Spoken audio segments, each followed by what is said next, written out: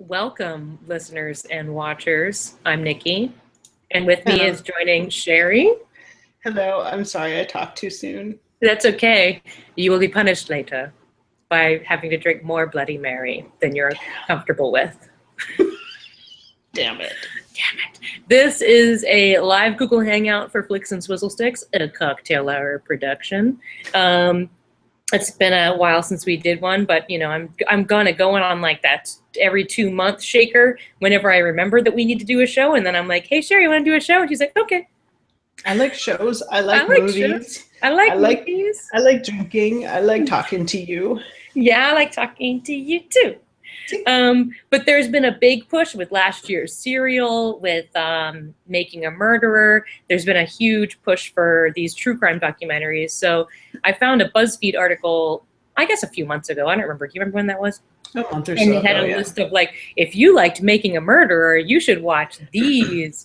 And I had already seen a couple of them, but they had a lot of them that I hadn't seen yet. So we decided to go ahead and do a show on them. So we chose Dear Zachary, a letter to a son about his father. Weepy tears. Oh, that's your preview for that one. The Central Park Five, Tabloid from 2010, and The Imposter from 2012. So they're all done within like the last, 8 years or so. So they're all fairly recent. We didn't do any of the classic oldies, but they're all very, very goodies. And they're all done with a different style. Not all of them are depressing, just the first one. I don't know. I found the second one pretty depressing. Oh, Central Park 5, yeah.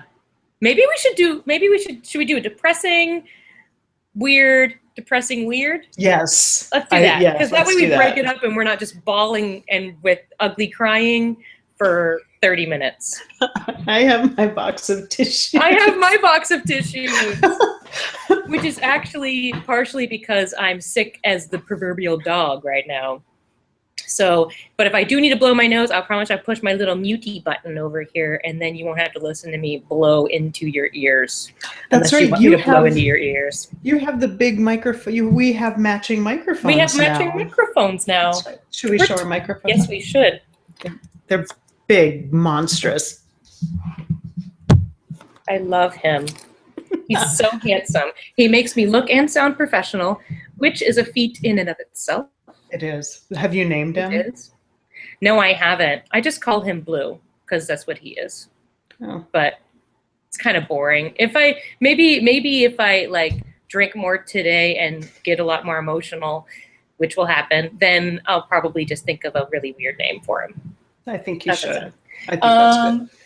Cheri, what are you drinking? It was your recommendation, I believe, if I remember correctly.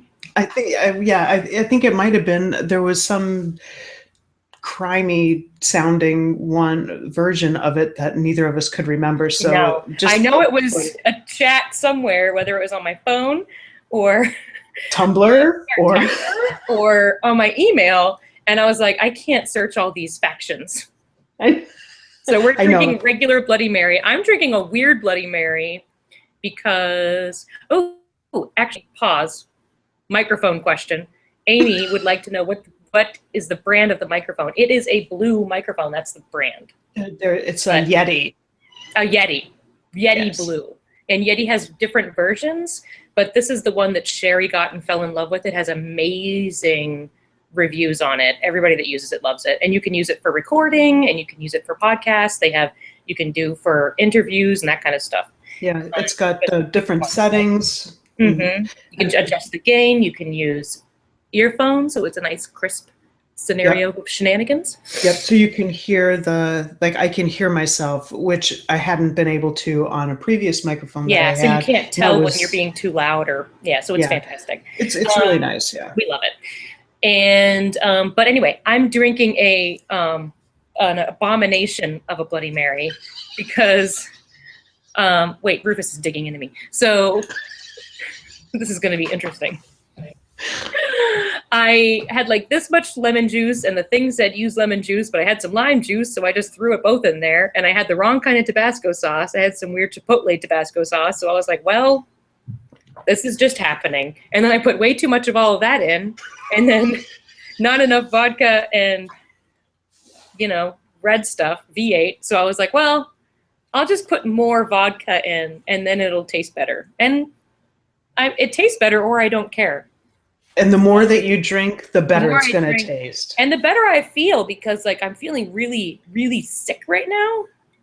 But like the more vodka I drink, the less I care that I'm sick. And therefore, I think that it's actually curing me. There you go. Now, mine, I have some low sodium V8, which I probably won't do again because now I feel like I just need to pour some salt in here. And I've put some celery salt in there, and ooh, that's what I forgot to add, celery salt. Yeah, and some Worcestershire, and then I have some olives and pickled Brussels sprout to go along with that. You know, I've become a huge Brussels sprout fan lately, ever since I tried them with bacon. Oh, interesting. Trust me. It's all right. Amazing. And you guys, since you're watching, you get to enjoy my Clark Kent Swizzle. It's very cute. I keep trying to fix it, and it says, no, we're Clark Kent tonight. And I say, yes, we are. Yes, we are, Nikki. So, as always, we're brought by Audible, brought to you by Audible. It brings us to you, sort of. They give us money if you sign up. Yeah, that. So if you want to sign up, go to audibletrial.com/cocktailhour if you feel like it. You don't have to, but audiobooks are awesome. Cheri loves audiobooks. I love them very much. And you get a 30-day free trial and an audiobook that you can keep. You don't have to keep the membership. No. That's fine. You don't want to. No pressure. Or you can save up your tokens and get like a monster book. You can Game of Thrones it. Game of Thrones, they're only one. They're just one token. Yeah. Oh wow! Yeah. Never mind. You pay $15. Yeah, you pay $15 a month, and then you get 1 credit. And then they have sales all the time. And even if you don't maintain your paying membership, like I don't have my paying membership right now because I'm broke. So I paid like $5, and I'm on just this basic membership for 6 months or something like that. And so then you can buy like discounted books and stuff. Yeah, I still get to take care of all the sales and all that. But I've discovered that my local library has loads and loads and loads of audiobooks that I want to listen to, and I get those for free. Freezies, even betterzies for us broke folk. Woohoo! And I want to mention, in case Pat Bain ever watches this show, I do have your dragon. It's right here. I was supposed to send this to you in January, but as Cheri knows, sometimes it takes 2 years for me to send things. But I even have it printed off the USPS shipping label. So I can ship it on Monday, I promise. You're doing good. And I've got gloves all ready for next year. Yes, see? It did snow She didn't today. get it in time for this year. She asked for them 2 years ago. But you know what? You got those gloves. I do, and my hat is still in great shape. It still matches, so now I've got the matching set. You do have a matching set. That's important. Anyway, let's talk about movies. Now that we're distracted and talking about absolutely nothing. Let's talk about Dear Zachary. Are you sure you want to do this one first? Yes. You know what? Let's just push through it, and then if we cry, by the time the end of it, we won't look like we've cried anymore. All right. Okay. So, Dear Zachary from 2008. A filmmaker decides to memorialize a murdered friend who is named Andrew Bagby, or Bags, when Andrew's ex-girlfriend announces she is expecting his son. She murdered him, okay? And he is basically like going all across not just the country, but the world. Like he interviewed his family in England, California, St. Louis, and Latrobe, Pennsylvania, and Newfoundland. Everywhere that this guy has lived, his friend is documenting. And Andrew is a special guy. Like, he's the kind. Do you remember Say Anything? Like Lloyd Dobler. I'm not going to cry. Yeah. So if you've seen Say Anything and you know Lloyd Dobler, there's this line about Lloyd Dobler that his best friend says, and is to know Lloyd Dobler is to love Lloyd Dobler. And this guy is that. Everybody he's ever met in his life is like, I want you to be my best man. I love you. You're the best guy I've ever met. And his parents are amazing. So when he gets murdered by his douche nozzle of an ex-girlfriend, like everybody completely breaks down, and it's an absolute travesty. And Cheri, you told me about this movie. So tell me why you picked it. Why you decided to torture me with it. While you get yourself together. While I get myself together. Okay. So I decided when Nikki sent me that link for the BuzzFeed documentaries, I decided I was going to watch all of them. Yeah, which was pretty impressive. Yeah, and I'm done with all except for Cropsey. That's the only one that oh no, there was one more I can't remember the name of, but so I got through almost all of them. But there were like 10 at least, maybe 12. Yeah, and so when I watched, I had actually had Letter to Zachary. It was kind of on my radar already, but it just looked so. It just looked really sad, and I wasn't really sure I was up for it. Like that. So that's how you watch it. You do, or like this. So I watched this movie, and so the woman, I don't, what was her name, Joy or something like that? Who, the bitch? Yeah, Sharon, wasn't it, or Shannon? Oh, something like that. So we'll just call her Crazy X. Shirley Turner. Shirley. Okay, so Shirley. Dr. Shirley Turner is what her name is. Andrew's a doctor. He met Shirley when they were, I think, residents, and they in dated. Newfoundland, Right. And she was quite a bit older than he was, and he mostly, after they dated, he got a job in Pennsylvania and was going to use that as an opportunity to get the hell away from her because he didn't want to be with her anymore. Yeah, because she was a little crazy. Exactly. So she's kind of crazy, and so I'm watching this, and it's really clear that she's the one who kills him. So they find him in the park. And he's been shot a few times, shot in the ass. So that he was trying to get away. He was trying to get away, and he was shot in the back of the head, in the chest. So like he was shot, tried to get away, shot more times. Yeah, and she bludgeoned him in the head. So it was like, I mean, it was obviously a crime of passion, Yes. And so they work out that it's her, and she in an unsurmountable pile of evidence, it's obvious. Yeah. So she says, no, I wasn't there.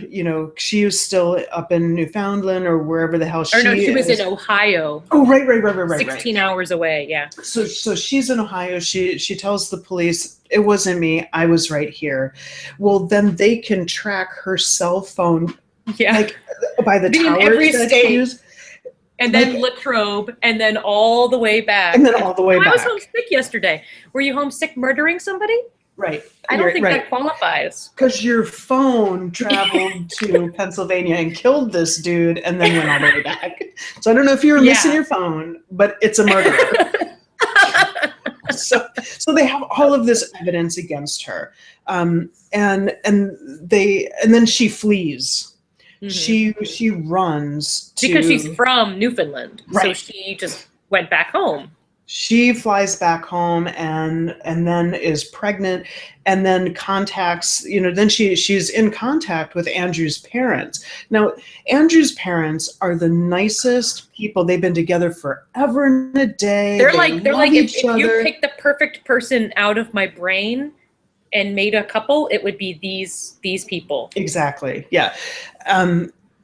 They're not perfect. They're not like little straight and narrow. They're fun loving. They curse a lot, and they love everybody, and they treat everyone like family, and they're just amazing. And before we go any further, I want to say, I think the thing that makes this documentary so incredibly good, the story is blow your mind, insane. Phenomenal. And heartbreaking to the nth degree. It's insane. Mm-hmm. But the way that it's done, and the when he's talking to Andrew's parents, the rage, the raw rage that his father shows is. It's a lot of times you watch true crime stuff and people are they react and I always think, but it's always 10 years after the fact, and they've mellowed. Yeah, and it's as if it happened yesterday. Right, and he reacted in the same way that I envision myself reacting. Like I wanted Absolutely. to kill that bitch. Yes. And just the rage and it was all captured so well. So she flies. She's in Newfoundland and pregnant they're trying to extradite her. Yeah. They're trying to extradite her back to the and States. extricate her, I guess. Yeah. and the government there keeps putting it off and putting it off and putting it off and giving all of these delays and they keep putting her out on bail when she has no business being on bail. No. And so his parents move up there. Yeah, they quit their jobs, leave their lives, and settle themselves in this tiny town in Newfoundland, which is what, St. John's, I think it's called. Like and they give up their entire lives just for this baby that is the last remaining part of their son. And part of it is, the mother still has rights over the baby. She is the baby's mother. And because she didn't do the crime on Canadian soil, their system is totally jacked, she still calls all the shots. So these parents are forced to make nice with this woman who murdered their son viciously and they record every phone conversation. So you're listening to these phone conversations and you're just like, and seeing the rage that they have over the situation and then watching their interactions. I'm just like, there is no way that I could be this calm. Oh my God. So speaking to this woman. Yeah. So she has the baby. She has the baby, and then it gets even more insane, right? So she has the baby and agrees that that the parents, that the baby's grandparents, Zachary's grandparents, should take care of him while she's in jail, because she's in jail at this point. But not like convicted of anything, I don't think. No, just like holding her before extradition, because the plan is to extradite her. They have to, eventually. It's just that it's taking forever. So they get the baby and they're super happy and they're doing stuff and, she's calling regularly and pulling all these weird strings. Then she gets out, right? And oh, wait, are we talking big spoilers? Yeah, I think so. You think so? Okay. FYI, people that are watching, we will be talking about spoilers in this show, and we'll put the thing so if you don't want to hear what happens in these documentaries, you need to shut it off right now. Ready? 2, 3, 4. Okay, you had plenty of time. Now we can talk about it. Okay, go. Okay, so she gets out, but I was going to talk about not necessarily the big spoiler. The thing, yeah, but just FYI, we're talking about the ends and all kinds of stuff. Yeah. Because they're documentaries, and a lot of people may already know about the cases. Exactly. So, and it's still just as much impact, even knowing everything that's happening. You're gonna feel everything, no matter what. Trust me. You can't help it. You can't help it. So they're going places, they're going to the movies or to the zoo or some shit, all of them together. And this woman, they're taking her to the store and buying her diapers and buying her food.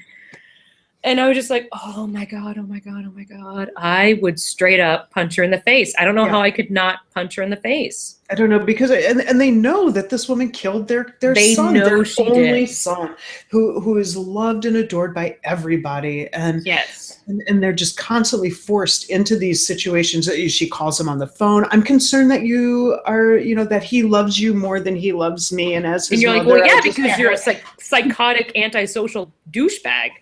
And then she's also got some other boyfriend, this other guy, right? So she's had a string of other guys. She has 7 restraining orders against her from 7 separate people. She's given, murder, suicide threats to her ex-boyfriend while standing on his porch. She tried to stab someone in prison with a fork, and the judge is still like, I see no reason why she needs to stay in jail. I don't see any danger. It was a very specific crime for this specific person, which is just completely every possible part of the judicial system failed this baby.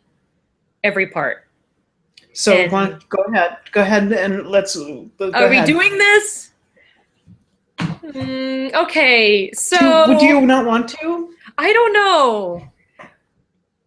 Well, just something huge happens, and there's no way to prepare yourself for it because you think this is finally going to happen. There's no possible way that they could let this go past this and not get her finally away from this baby, but they don't, and it does fail the baby, and I can't say it because I'm going to cry. So But he's not even really a baby anymore. I mean, no, he's a toddler. He's like he's 1.5 or maybe. something, He's yeah. walking around. He's learning to talk. He has a personality. It's just like the most painful thing I've ever experienced watching a documentary, and I can't believe how much emotion I felt.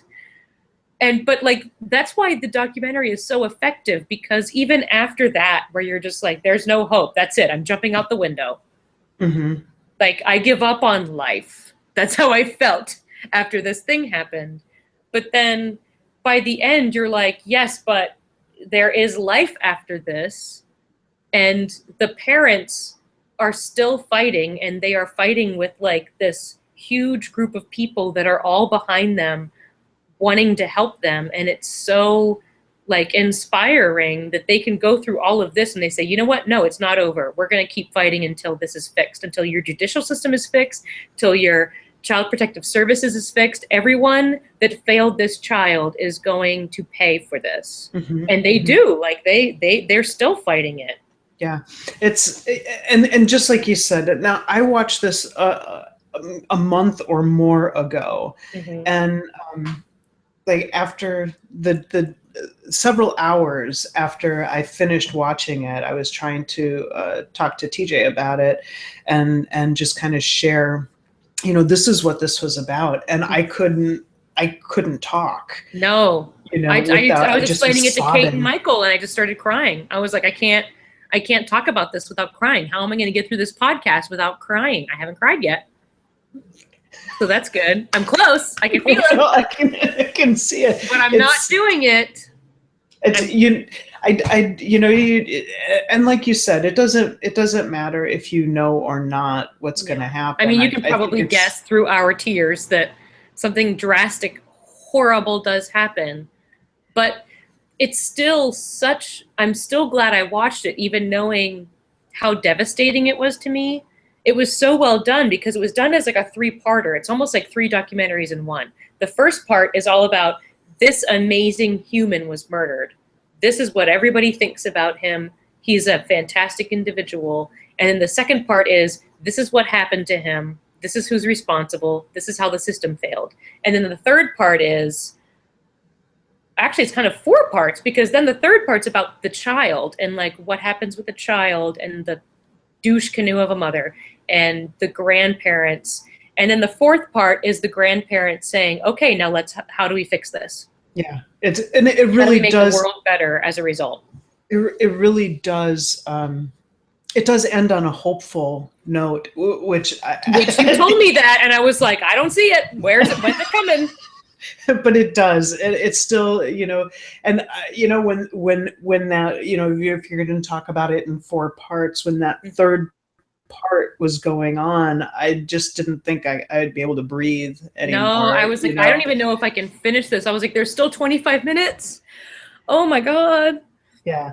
And Kate was sitting next to me. I was watching it on my laptop because I was trying to watch it while they were like playing Elder Scrolls or whatever. And I was just like, sitting there and I was crying and I'm already like sick. So I'm already like miserable. But then I was just bawling and she was like, maybe you should take a break. And I was like, no. It was like when I was reading Codename Verity and she was like, why don't I take that off you? And I was like, don't you touch it. If you value your fingers, you will back away. Back away slowly. Yeah, because it is a beautiful documentary. And I think the reason why it's so beautiful is because it's done by this guy who has been best friends with Andrew for 22 years. They grew up together.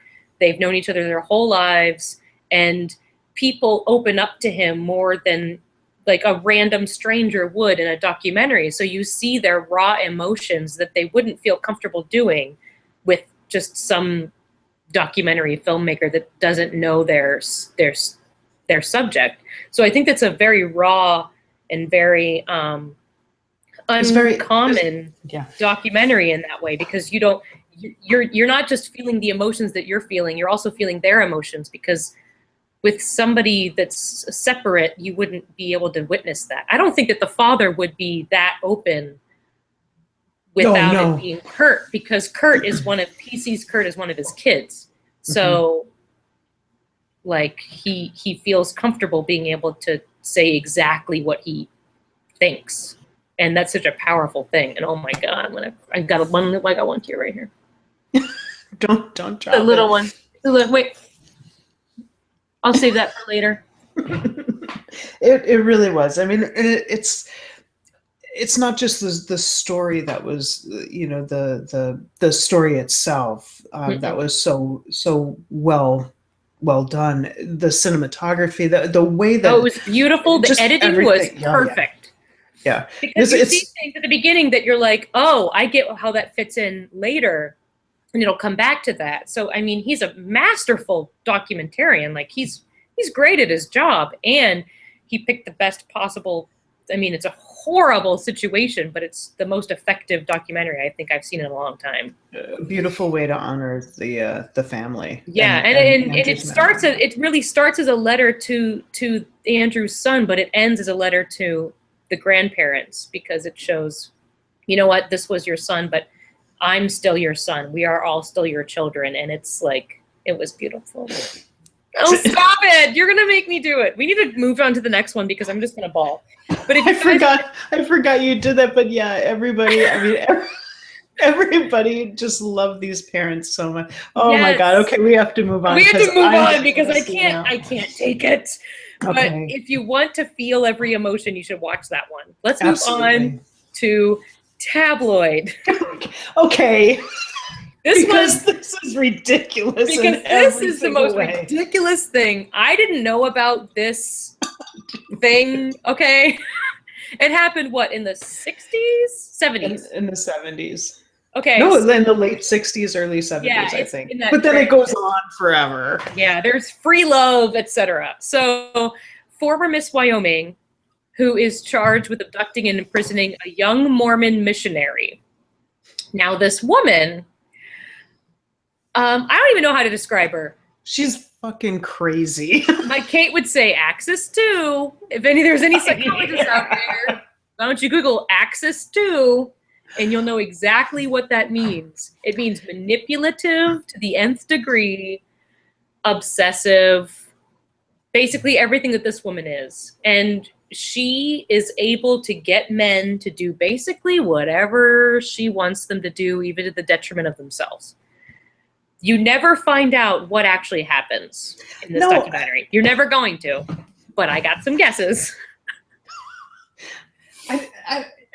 Okay, so I mean, she dated this man. She dated this Mormon. I'm fairly confident that she at least went on a date with this guy. Well, they had been dating. Yeah, they were in an actual sort of relationship at least. And then he, according to her, just disappears one day. Yes. They are in love. They're talking about getting married. They're going to get married. It's going to be great.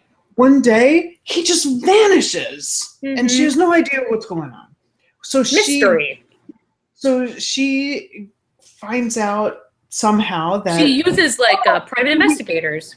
Right. So here's the first thing that just made me go, what the hell?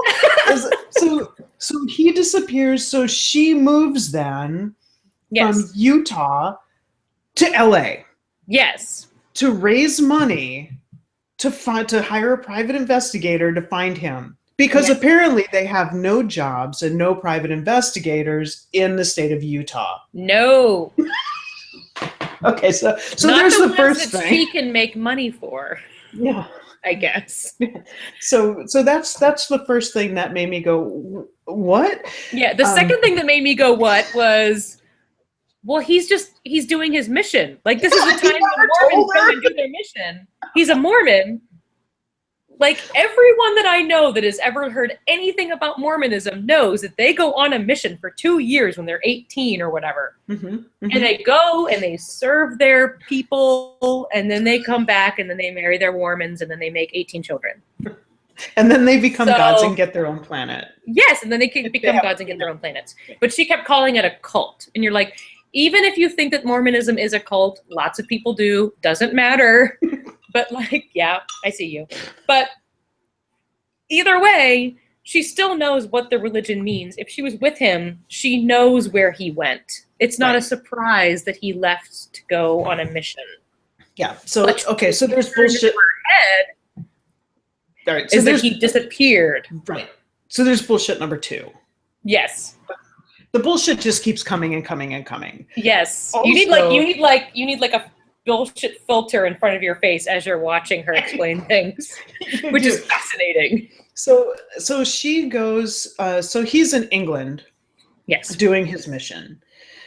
She decides to hire a bodyguard. Because one would need that to track down their ex-boyfriend. That's right. A bodyguard, a pilot, and her friend, sex slave. Like, sort of, just basically nameless man who does whatever she bids. KJ. Yes. Yes, so KJ, so they're prepping to go to England. The bodyguard says this is bullshit, crazy. Fuck. I don't believe anything you're saying, and he's like, I'm getting the hell out of here. I'm out of here. Then the pilot, it's like, scratch. Right. So then the pilot is like, well, she interviewed me, and he can't stop with this grin, like a 13-year-old boy. Like, she looks great. And then she came in and she had this blouse on. It was see-through. No bra. It was see-through. I can see her nipples. And then he was like, I'll fly you there. It's like, I was thinking, I don't know, maybe I might ask her out for dinner. Maybe get a coffee. I don't know. Go and get a Coke. So then he decides, I'm out of this too. I don't want to have anything to do with this. Well, he left after they were in England, and he was like, wait, you're packing chloroform? Yeah, she's got 13 bags. Yes. And he's like, wait a tick. This doesn't seem like a reuniting. It seems like you're kidnapping someone. She's got chloroform and handcuffs. But KJ is still like, yep, let's go chloroform your boyfriend. I'm ready. I'll do whatever you want, sweetheart. So they nab Kirk. So they nab Kirk. And they take him to a cabin.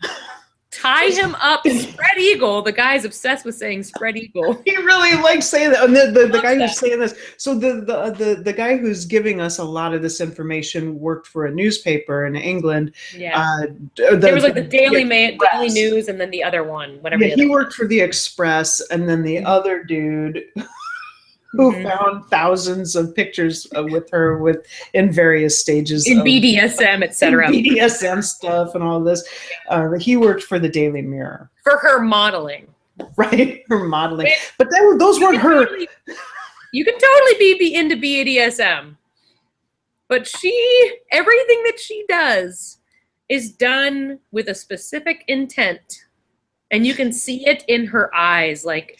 She's also crazy. I don't know if we mentioned this or not. She's crazy. And she's manipulating every situation and person in her world. Yeah. It's impressive. So she's got Kirk spread out on the bed. Spread eagle on the bed. Yes. Tied up. And then has sex with him while he's tied up. For 3 days. She says that. Well, she says a couple of different things. She says it's a honeymoon, is what she says. She says it was her honeymoon, but then she was also saying that she was going to screw him until he got over his fear of having sex because the cult says you can't have sex, and they were. So she's doing it. She's raping him for Yeah, him. she's raping him for him with the intent of maybe having a baby. Yes. She just says all of these weird things, right? Yes. So, and then if I have a baby, then we can get married. And you're like, are you asking the man that you've chloroformed and tied up if he wants to marry you? It doesn't seem well, like he already said he did. They were going to get married, but they then were he in her disappeared. brain. They were married already. So it's not rape if you're raping your husband through his Mormon underwear, except it is. Except it is. It really is. But she made him all of his favorite food. She made him a chocolate cake. Yes, she was obsessed with that. She was like, I made his favorite foods. And I chicken. wouldn't let He him loves my leave the chicken. bed, but I made him his chicken. I made him his chocolate cake. What But more to a could he woman want? like her, that's like her being like, but I did all these things for you. Mm-hmm. Yeah, she So was therefore, I will rape you for 3 days. right. But he enjoyed it. He loved it. He wanted it. It Yes, was, yeah, according to her, it was everything that he wanted, and it was so beautiful, and it was a romance. It It was. was not a kidnapping. Oh, and then interspersed in the beginning, they've got her reading from her book, and she's got her 80 or late 70s. Oh, I love it. Yeah, It was because she great. wrote a book about it. Of course she did. And then Joyce ended up alone and old and Yes, blah, blah. with her dogs. Yeah, well, okay, yeah, all right. So, We're going to talk about that too. That's another thing. oh my God. Okay, so at We're the going end to of go over an hour in this podcast, FYI. Yeah. But it's whatever. so she at the end of the 3 days they go into town and have some dinner or something, and then the police right, and then she's like, he went voluntarily, he could have run, there were bobbies all around, Yeah, they were bobbies. but no, he didn't want that. He was happy we were having a romantic getaway. He was probably sitting there looking absolutely terrified. And she was like, see, he wants to be here. And he's sitting there like, yes, I want to be here. Please don't kill me. Oh my God. So he gets, so then she gets, we just watched this like yesterday or the day before. Yeah, I watched it like 2 days ago. Yeah. So but somehow, like, she lets him go because I think that she assumes at that point that, well, I fucked you into Christianity, or at least out of Mormonism. So we're probably going to get married now. And then like he leaves and goes immediately back into the Mormon church and was probably like, holy shit, you guys are right. It is terrifying out there. Please don't ever let me leave again. And then she basically rides on this wave of celebrity for being the woman that raped the Mormon for 3 days. Yeah, so she gets arrested, and she gets arrested for kidnapping. And she, they have her in there, and she's like, no, he wanted it, blah, blah, free me, blah, blah. And she's of super course, famous. dude cops are like, oh, yeah, of course. I mean, what dude doesn't want to have sex? Right. So then she hightails it back to the U.S. To L.A., of course. And then somehow she ends up back. It doesn't make any sense. And there are so many holes in this. Yeah. And so she ends up back in the U.S. But you can tell when she's explaining things, she believes everything she is saying. Like, oh yeah.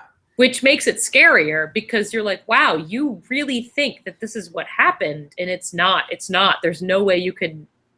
If you look at it in any way, you're just like, there's no way. I don't believe any word that you're saying to me. No, none, not a single one. No. So she ends up. So okay, so she and KJ run. Oh, so she gets pulled over in customs and has this little. I forgot about that. And pretends that she's deaf. And has some sign on her shirt. Both of them, both her and KJ, pretend that they're deaf, and they're just like, and they're like, "Oh, I'm sure she's fine. Let her through." So she has this sign on her shirt that says, "I'm deaf, but I can read lips. So look at me and speak slowly and clearly." Yes. Like, and so it's in the middle of the night. So the customs people, and they're trying to talk to her, and she's like, and they couldn't get an interpreter, so they just let her go. Yeah. But she was counting on, because she's crazy. because she's crazy. So then she's back in the U.S. and then somehow she ends up back in London for the trial, and then cut to 20 years later because we have no idea what happens after that. No, it's like it ends. That's the end of that story. She loses her 15 minutes of fame, and then all of a sudden she's this woman. Where does she live? Like, not Australia, but like somewhere random. And it's not LA, but she lives on this farm with like her dad or something. I don't remember because she's so vague about everything. It was like in somewhere in the southern U.S. Yeah, that's right. Oh, Texas. She was from Texas. Like East Texas or somewhere. And she decided to get this dog because people were after her and this dog would scare the people. Oh, right. Because the tabloids were after those goddamn tabloids. They ruined her life. Except they couldn't give a shit about her 20 years later. Right. She's delusional to the nth degree. So she gets this dog. This big pit bull. Huge pit bull who she loves. And he was a big I don't believe this for a goddamn second.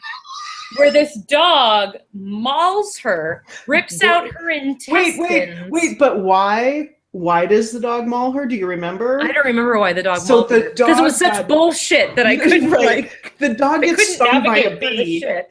Oh, that's right. And so she got the Percocet. And then the pharmacist added a 0 specifically to make the dog go crazy. So the capillaries in his brain exploded. In the world is conspiring to make her dog attack her. No, not accurate. Yeah, so she holds up her arm and she goes, I don't see anything, by the way. I see no scars. He amputated my arm. TJ looks at me, she's like, what? And no. Well, they sewed it back. It's like whenever she turned me into a newt. I go better. Okay, well, that's obviously bullshit. And she was like, he ripped out my intestines. They were hanging all over the place. In the hospital for a year. And you're like, no, what probably happened was that you were being an insane bitch and he bit you. And then you invented all of this in your brain to make it worse. It was crazy. So then she stops talking about that dog and then decides to get Booger. Booger was on the side of the road. Yes, she found Booger, who's another pit bull who's adorable and sweet and brings her drinks, so she loves him. Now, Booger's an awesome service dog. He's a service dog because she needs a service dog. Because she got her arm bit off. She did have her arm bitten off. It's better now. It's fine. It's better. It grew back. Don't worry about it.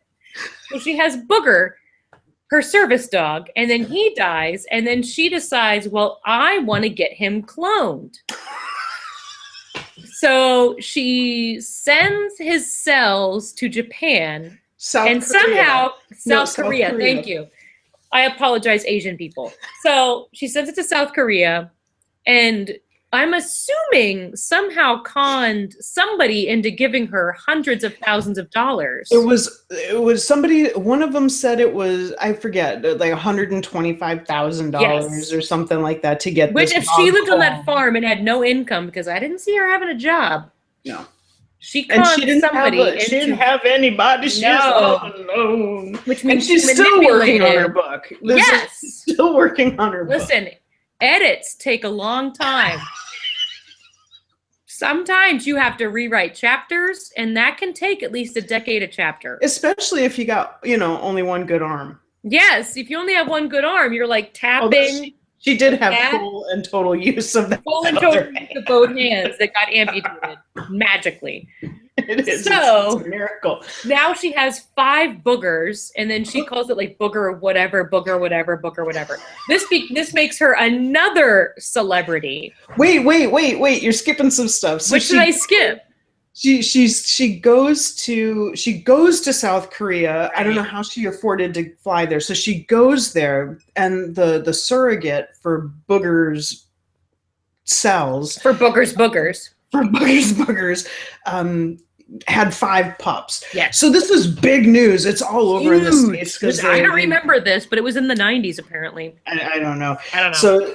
so it's big news, and people are like, "Is that her?" Because she's They're like, using some whoa, other name. she has this, and she's she was using her middle name, like Brennan, whatever. Brennan McClellan or something. Whatever. She's like, "That's not me. I'm not that I'm one. not the same person." You're like, wow, you have the exact same face. Right? It's incredible. And the same last name. That is amazing. And then eventually are desperate for tabloid attention. And then That's weird. Eventually she's familiar. She's like, well, okay, it was me, but I just didn't want any more attention, which is why I was on the news all over the place for my boogers. Yeah. Yeah, with her boogers. Yeah, ultimately. And the way that the story itself is just kind of all over the place, and there's no resolution to anything about it. No, don't expect anything. No. It's basically just her talking about this crazy shit to get a third bout of celebrity. Yeah, and they had one of the ex-Mormon dude. TJ eventually looks at me. She goes, "Who is that guy?" I'm like, I don't even know why he's there. He's basically just there to explain what Mormonism is, and I'm like, okay, thanks. You can just say that in like an overdub. It doesn't matter. It doesn't matter. So he was like just some random dude off the street. But I mean, the way they filmed it was really funny. Like they had like a lot of like the weird graphics and stuff, and graphics and like things where they're like, and then she said this, and like this is crazy. Yeah, the whole thing to me felt kind of like I was stoned, and I felt like I was like totally stoned, and I was like, I've never watched a documentary where I was like, you're lying the entire time. It's just honestly. So by the end, I was like, oh, really? It's Tuesday? I'm sure it's Tuesday. I don't believe you. I don't believe anything you have to say. But you know what? It was a very fascinating view into her psyche, and I mean, it was a good documentary because I'm gonna have to disagree. You didn't like it? I didn't like anything about it at all. Oh, I thought it was fascinating. I think it's because I find people like that really fascinating. No, I did. Like I can't stop watching it. I didn't. It wasn't so much. Well, part of it was that there was no closure on the first big part. Oh yeah, no closure because the Mormon guy Kirk, he refused to be interviewed. Right, but I mean, there was just there was no discussion of her going to trial. Like they talked about the lead up to it. She was back. We have no idea what happened. If there even was a trial, it was just, and it was never discussed again. No, so it was just like whatever. And I didn't care for the way that it was put together, like the technical way it was. I do agree with that because it was very jumpy. It was almost like it was super amateurish. It was kind of cartoonish, which I think that they were trying to reflect her as being a cartoon of a human being. Oh, maybe. Okay, I could see that. But it still became kind of it became kind of cumbersome because you're just like, well, yeah, but what the hell happened with him being raped for 3 days? Are we not going to talk about that? Yeah, seriously, let's just jump years and years into the future with no even mention about it. So I would skip it was that definitely one. the weirdest and probably weakest of the documentaries that we watched. Yeah, absolutely. Yeah. Okay. The next one is I wasn't as devastated by the first one, which is probably sad because I'm so used to this story. Exactly. It's the Central Park 5 from 2012. And it talks about the 1989 case of 5 Black and Latino teenagers who were convicted of raping a white woman in Central Park after having spent each of them spent between 6 and 13 years in prison. And before a serial rapist said, "Oh, guys, I did it." Right. And these are young kids. Oh, 14-year-old, 15-year-old, 16-year-old kids. And naive. And it's really devastating because you're watching them.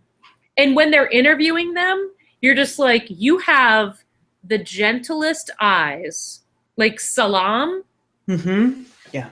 Oh, or Yusef Salam is his name. When I look at him, I'm just like, you literally look like every kind soul I've ever met.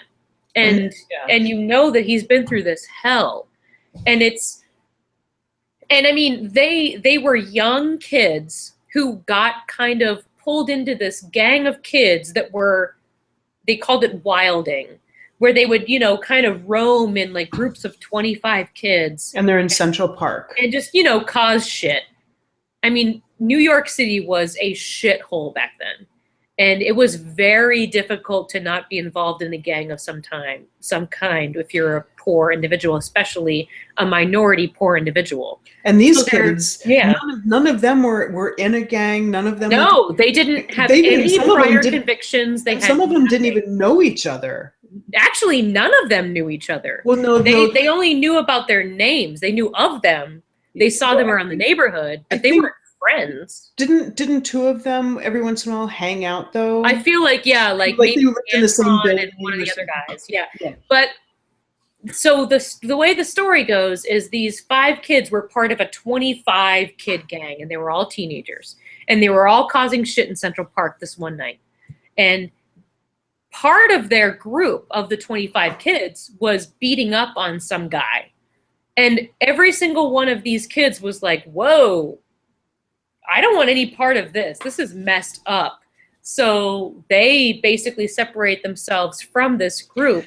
But they didn't separate themselves together. They were just like, because they weren't there as a unit. It's not like they were like 5 kids that were together and then experienced something and were like, hey, friends, we should escape out this way. And I think that's really important. It was 5 barely connected guys that couldn't even pick each other out of a lineup. I think that is so important to hugely the story. Important. Yeah.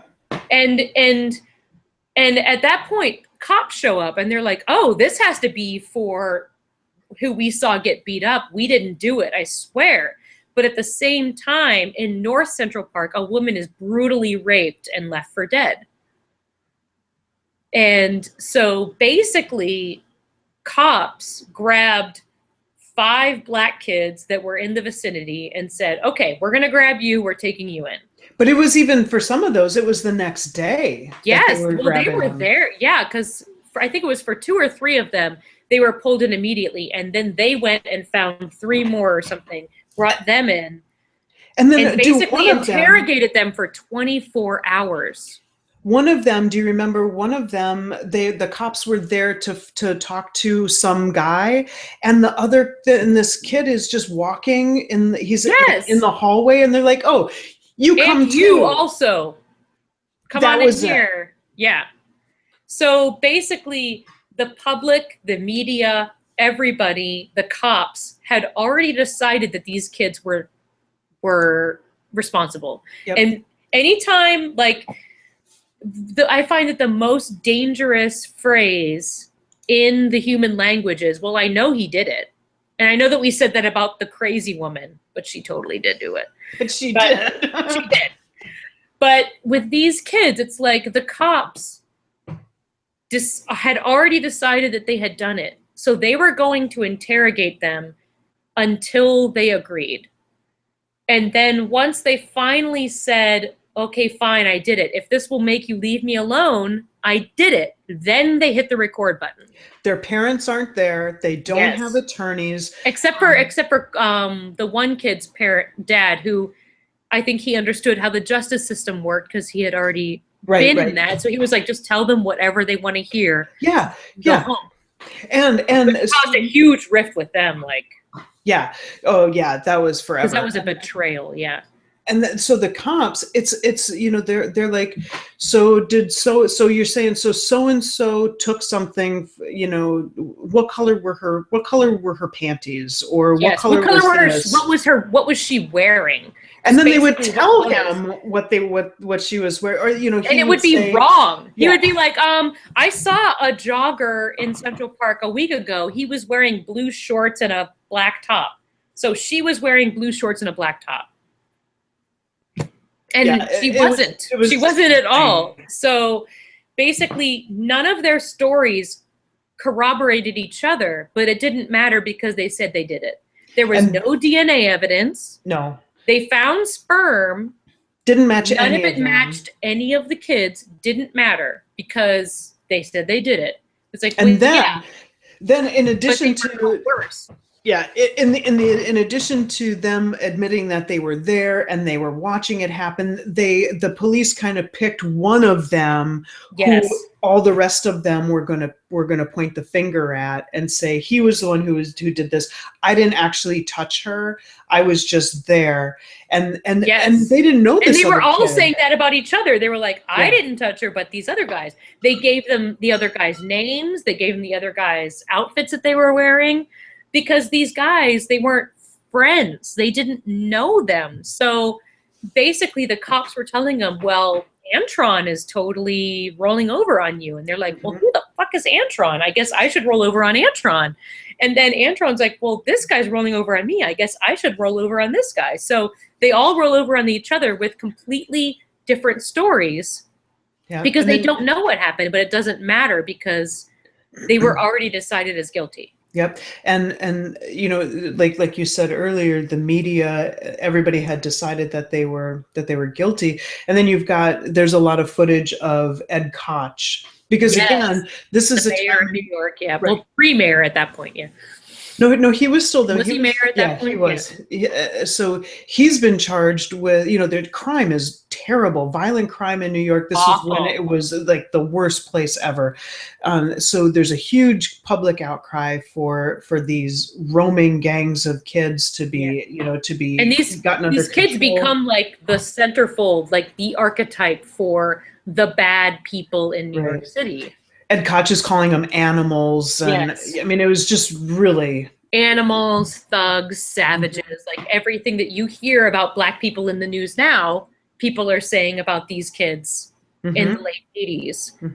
So they become an easy scapegoat for them instead of looking for what actually happened, even though, which it's the most, bias is the most dangerous thing in the entire world, because it doesn't matter what facts you're faced with, you will push through those facts to find the pieces of the facts that work with your theory instead of what actually happened. So there's so many things in this case that people like me looking at it are like, are you kidding me? This is obvious. It's obvious to me. But if I had already decided that these kids had done it, I'd be like, oh yeah, totally. They confessed. I mean, done.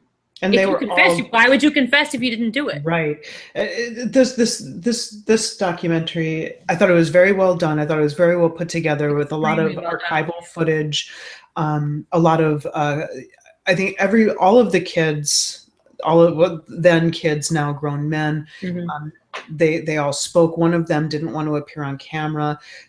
They've all struggled. I mean, these were young kids. I mean, Corey, because he was 16, he was held as an adult. So he's been in prison ever since. And which is the saddest, because you can tell he has some developmental disabilities. Like, he doesn't understand things as well. He reminded me of Brendan in Making a Murderer, where you're just like, you are taking huge advantage of this kid that doesn't understand what's happening. He has a hard time speaking, he has a hard time making his point. And if people are telling him, if you get to do this, then we'll let you go home, he'll do it. Like, it's the easiest manipulation in the world. And he suffers for 13 years as a result. All of these guys, for the most part, had they all had a future that was completely robbed, and nobody really gives a shit. And like 4 of them finished college in prison, but it doesn't matter, because when you get out, you can't get a job if you're a felon. Nobody will hire you. So what do? Well, the one Latino guy says, well, I guess I'll deal drugs because none of you will hire me. I can't take care of my family. I can't live my life. I can't pay rent because you won't let me, because I was in prison for 6 years for something I didn't even do. Right. So then eventually they are exonerated. Yes. And the one guy who went back into prison for dealing drugs, they let him out for time served. Because the reason he was in for so long was because he had a prior conviction, which didn't actually happen. So right. Like, sorry, if not, he would have been in there for like 9 months. Yeah. So and he wouldn't have even have sold drugs if he could have gotten a job. This so frustrating. So mad. Yes. So mad. it was the perfect example of setting up kids to fail. Like if you set up kids to be like, look, it doesn't matter if you do right. It doesn't matter if you are a good individual. We're still going to blame you for shit. So you might as well be a horrible person. It was just. So it's like, how can you blame kids for going on into a life of crime when the world is set up for them to believe you are no better for anything else? Like you can't, we're not going to let you do anything else. And then you get punished for doing that. I kept, I've got an 11-year-old kid. My nephew is 14. I just imagined while watching this, those two smart kids who have no ability to communicate effectively to other people. Under duress. Under duress. I could never.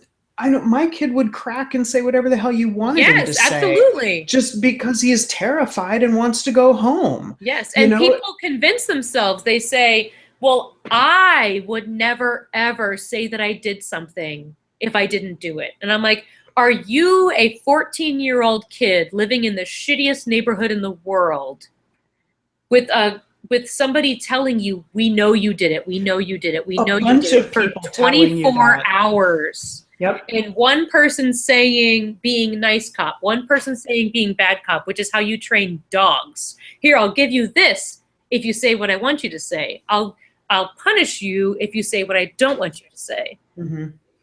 Like, how else would you expect people that can't separate themselves from that drive me crazy, because I'm like, you have no idea how you would respond in the same situation. And I would bet $1 million you would do the same thing that these kids did if you grew up in their environment and you were faced with the same problems. And you're 14 years old. Yeah, and you're 14 years old. I didn't know what anything was at 14. If I was faced with this, I would be like, okay, I don't know. Sorry, I guess. I don't know. Please stop yelling at me. Right. But it's such a good documentary. It's a very well done one. Like, you should really watch this one. Tabloid, if you got like some time, if you're like bored.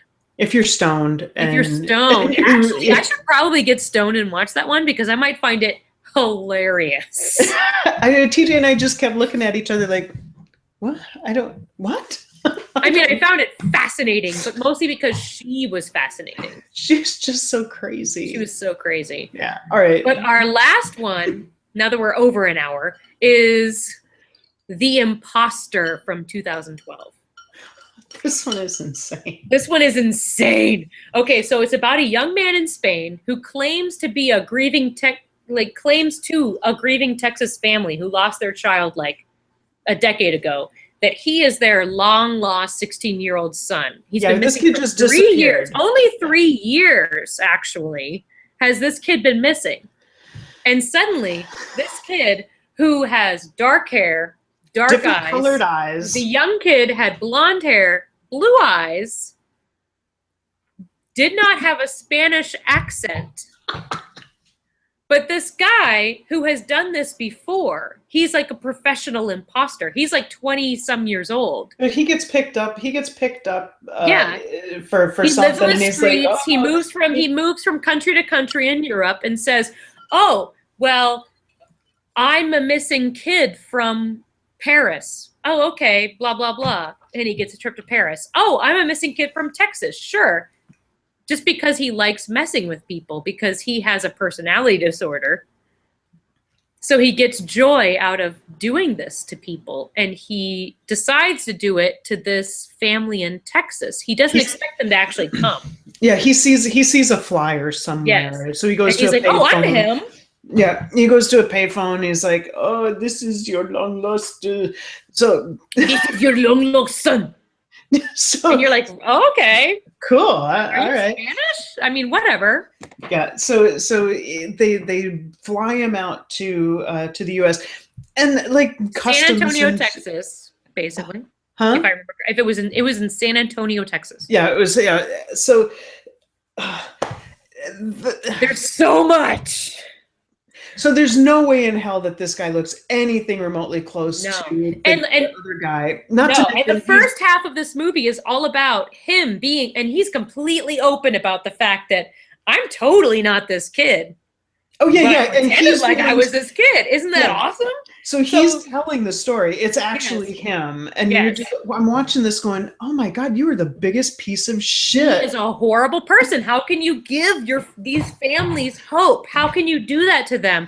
And then they find you, and they're like desperate to believe that it's true because they miss their child so much. So they're like, "Of course you're him." But not everybody believes it because there's like a cousin or something that comes in. He bleaches his hair. Yeah, but he hardly ever talks because, he's got a big ass accent. He's got a big ass Spanish accent because he's Spanish, not American. No, I think he was French. Wasn't he? Was he French? Oh, that's right, because he had gone to Spain. Yeah. Oh my God. So he's got this French accent, and he's always wearing baseball caps and dark glasses. So you can't see his extremely brown eyes. And he starts going to school. He's obviously older. He's obviously like 26. He has like a 5 o'clock shadow constantly. And the woman who's supposed to be his sister, she's like desperate. She flies out to get him. Yes, because they're so excited that their brother is finally back. They've missed him so much. And so she flies out, and he's like shitting bricks because he's getting ready to meet her. Yeah. And she's just like, "Cool, I love you. You're here, it's you." And she gives him a huge hug. And he's like, "Oh, okay. Cool. I mean, cool. This is working. Yeah. I didn't think it was going to work because I don't look anything like him." So they go back, and like the immigration service is kind of, I didn't get it. They're kind of like, this can't, I don't think this is. Yeah, because they give him like a list of questions to answer to verify whether he's him or not. Mm-hmm. And didn't it turn out that the sister was like feeding him answers? Yeah, because okay, so the second half of the documentary, spoilers abound. Spoilers. It won't matter. If you want to know what happens in The Imposter, shut it off now. It won't matter. Yeah. But you find out that like the first half is him all being about like, "Hey man, I pulled the wool over their eyes. I was very successful." And then you realize he's like, "I find it very weird that they're so all about me being him when I'm so obviously not him. They don't seem to care." And he's like, there was some cousin. When my sister came to pick me up, she basically kept showing me all these pictures and saying, "Remember, this is Aunt Ethel. This is Uncle Dave. You remember they have 3 kids, Barty, Sue, and Nancy." Do you remember when you were 5 and this happened? You were 5 when this happened? So that he has the answers to the questions that she knows he's going to ask. Yeah, I think he missed like one question. And so they're like, "Okay, go ahead. Go ahead. You're probably him." There was this one point where a cousin or something came over and he said he took one look at me and said, "Good luck," and just walked out and never came back. Because the guy knew. He was like, "Well, you're full of shit, but good luck with these assholes." Yeah. Because it's basically suggested that the kid that disappeared was possibly murdered by his family and buried in the backyard. And now this guy is like, "Okay, holy shit, I might have picked the exact wrong family to pretend like I was their son, because why else would you welcome me with open arms unless you were trying to cover up the fact that you murdered your kid?" Because then you can be like, "Look, we found him. Everything's fine." So there's this private investigator who's actually kind of really bad at what he does, I think. Yeah, he is. But he wants to be good. He does, but he figured out that ear thing. Yes. He was like, you can, and because like the reason that he gave him for having like different colored eyes was like, "Oh, I was taken by the military. They did this surgery that changed my eye color." Was it the military or was he a sex slave? It was I think it was the military. I think he was sold as a sex slave. Literally, it doesn't matter because it's all bullshit. But he says, "Oh, well, they did this procedure They put these changed drops in my color, eyes. and they trained me to speak in a French accent, so now I can't even remember an American accent. Yeah, it was. And the guy, and this private investigator was like, "That seems odd. I don't remember a surgery that you can do to change an eye color, because I thought that was pretty much like contacts or like a disease that you can get that can change your eye color. But aside from that, I'm pretty sure there's nothing else you can do." And then he was like, "But you know what doesn't change is ear shape." And he was like, "You have a dangly, and the other guy didn't have a dangly." Explain that. He was in a restaurant eating pancakes. Did they make your ear stick out farther? Because that's the only explanation I have to you pretending like you're this other person. So yeah, basically every time this investigator comes up and says, "Hey, sister and mother, I don't think that this is the right kid," they get angry and violent and basically say, "Don't you ever come back here again." And he was like, "That's weird, because you would think that you would want to know if this kid was pretending to be your kid when he wasn't." So he had suspicions about these people and their family. And you never find out what happened. Like, well, they do. They go digging in the backyard. Yeah, they found like a tarp, but they don't find a body. They were so excited. They were like, "We found a tarp!" And you're like, "Okay, but there's no body." The PI goes to the house where they lived when the kid disappeared, because they don't live there anymore. And he talks the dude who owns the house owner, and he helps him dig it. And he was like, "Oh, that's crazy!" They're out in the backyard, and they're digging and digging, and then they don't find anything. So the way that the movie ends, my jaw just dropped. So he does it again. Yeah, and then he goes to jail. He basically, this is his pattern. He keeps pretending to be else just because he gets some enjoyment out of it. He's able to have a home for a while. Like, but he's married and has kids. Now he's married and has kids. And oh my God, woman. And he's in jail. Get away from him. He's terrifying. I just, yeah. But I mean, it was such an interesting case, because you're like, whoa, this dude is crazy. But then you're like, wait a second, did he get into something even crazier? By the odds of, like, you wouldn't even expect to just randomly pick a name out of a hat of a missing kid and end up with a family that might have murdered their kid. Oh yeah, that one I watched like this. What? I know, just like, what? It's like, this is insane. But I promise you, even if you've heard all these spoilers, the documentaries are just as effective, because watching all of this stuff unfold, you're just fascinated by the human condition and fascinated by the fact that, like, wow, we will literally believe any shit you tell us. Mm-hmm. Like, we're like pieces of clay that people are just like forming and being like, you're going to believe this and you're going to believe this and I'm going to tell you this and that's just going to be truth. Mm-hmm. And it's so accurate, because you look around today and you're like, okay, well, you're watching Making a Murder. Yeah, those douches totally planted evidence. Does that mean he didn't do it? I don't know. He could totally have done it. Like, but I'll tell you who didn't do it. Brendan. He didn't do it. He didn't do it. So, like, but I mean, during his trial, they were able to pull the strings to be like, no, look, this is exactly what I'm going to show to you, because I've already decided that he's done it. So here, now you're going to believe what I'm telling you. And we are conditioned to do that. It's like we're the most gullible creatures on the planet. With sensationalism and but so all of them were worth it. Definitely. I'm glad I watched all of them. Yeah, if we're gonna rank them, because we usually do, because we like to rank. Yeah, we do like to rank. So do you want? I'm the guest. I get to go first. You get to go first. Okay, so Letter to Zachary, absolutely number one. Heartbreaking.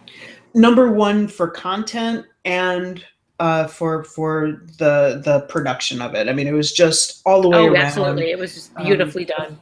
A fantastic documentary that I highly recommend. Don't watch it while you're depressed, and don't watch it without a box of tissues. But also don't watch it when you're in a good mood, because you don't want to ruin that shit. Like, pick a good middle of the road, mediocre mood. There you go. And then watch it. Yeah. And then like have fun. Go do something fun or cuddle. Yes. So hug your dog. and then Central Park 5. For some of the same reasons, and because it's so big for what's happening now and has been happening for 100, 200 years. Yeah, it's a situation that unfortunately doesn't seem to be changing. No. But it's a fascinating story. The individuals involved were very interesting, and they were sweethearts. I wanted to hug all of them. Yeah. Oh my God. You just really get a good feel for what happened. The documentary was very well done. Definitely. Then third, I got The Imposter, because it is just bizarre, and it wasn't very well. I mean, the quality of it wasn't great. Yeah, a lot of it is because they're using archival footage, which just was not high quality. Yeah, and also because it's just so fucking bizarre. It's so fucking bizarre. And there's not a single character in the story that you can go, oh, I feel bad for them. Because you're like, wow, I don't trust any of you. I wouldn't be alone with any of you in a room. Yeah. No, yes, exactly. Yeah. And then fourth, I would put Tabloid. For all the reasons we already stated. For all of that. And then 10th, Citizen Kane. 10th, Citizen Kane. Fucking Citizen Kane. I would agree with that exact ranking. Okay. And I think that, yeah, definitely, because I felt most for the first one, which, like, that was part of actually the Central Park 5 thing, was they were talking about how, like, if that woman jogger hadn't been a white, prolific, like, popular jogger person, if she had just been a random black woman and had gotten the same treatment, nothing would have come of it. Place, it wouldn't have even made front page news. No. And that's like still, as soon as a black man is accused of doing anything to a white woman, to this day, it is still a huge deal, and people go up in arms of like, how could they do this to us? We don't care if they do it to each other, but they're not allowed to touch us. Like, it's such a huge... It's still a huge taboo. Still a huge taboo, which drives me batshit crazy. So, I mean, it's definitely it's everybody. For topical stuff, that's, I mean, it's a close second. Yeah.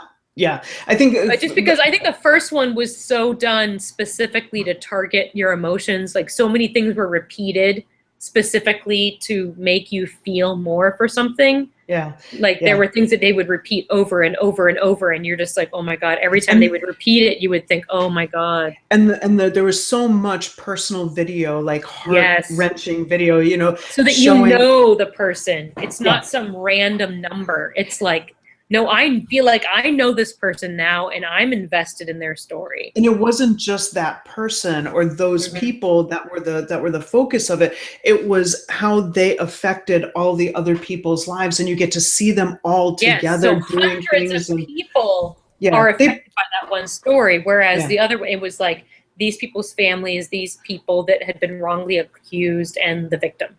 Yeah, but and with Letters for Zachary, we were brought in. We felt like we were part of that circle of friends. I felt like I was best friends with Andrew. Exactly. I felt like me and Kurt were going to go have a beer afterwards. Right. But with Central Park 5, it was much more of a typical traditional documentary, facts laid out, interviews given, more distance was kept. But both very, very well done and served the purpose that they needed to serve. Well above anything. Yeah, very good. Yes, so you should all watch them. Absolutely. And thank you all. They're all on Netflix right now. So go and watch them. They're free for your subscription to Netflix. So not really free. But I enjoyed them even when I was bawling my eyes out. I'm glad I watched them.